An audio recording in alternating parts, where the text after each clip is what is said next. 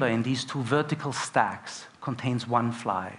The left and the right halves of the chamber are filled with two different odors, and the security camera watches as the flies pace up and down between them. Here's some such CCTV footage. Whenever a fly reaches the midpoint of the chamber where the two odor streams meet, it has to make a decision. It has to decide whether to turn around and stay in the same odor, or whether to cross the midline and try something new. These decisions are clearly a reflection of the actor's policy. Now, for an intelligent being like our fly, this policy is not written in stone, but rather changes as the animal learns from experience. We can incorporate such an element of adaptive intelligence into our model by assuming that the fly's brain contains not only an actor, but a different group of cells, a critic that provides a running commentary on the actor's choices. You can think of this nagging inner voice as sort of the brain's equivalent of the Catholic Church, if you're an Austrian like me, or the superego if you're a Freudian, or your mother if you're Jewish. Now, obviously, the critic is a key ingredient in what makes us intelligent. So we set out to identify the cells in the fly's brain that played the role of the critic. And the logic of our experiment was simple. We thought if we could use our optical remote control to activate the cells of the critic, we should be able artificially to nag the actor into changing its policy. In other words, the fly should learn from mistakes that it thought it had made, but in reality, it had not made. So we bred flies whose brains were more or less randomly peppered with cells that were light addressable.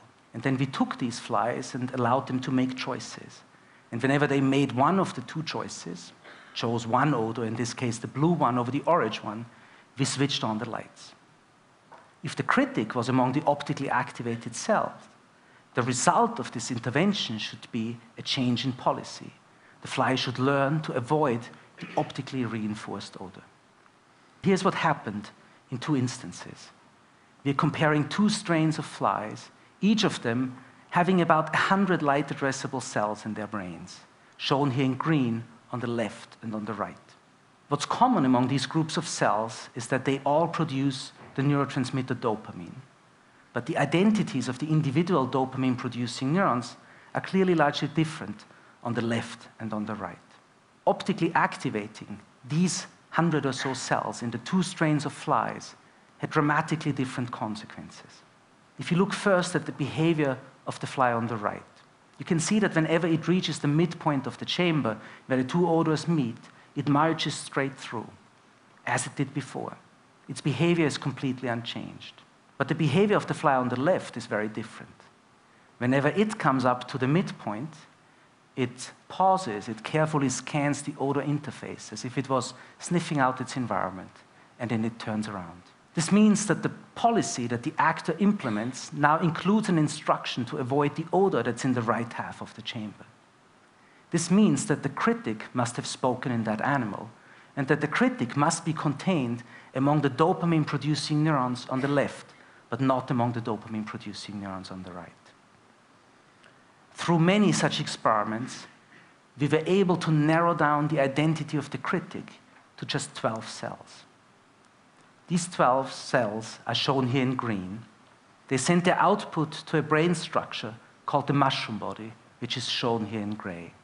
We know from our formal model that the brain structure at the receiving end of the critic's commentary is the actor. So this anatomy suggests that the mushroom bodies have something to do with action choice.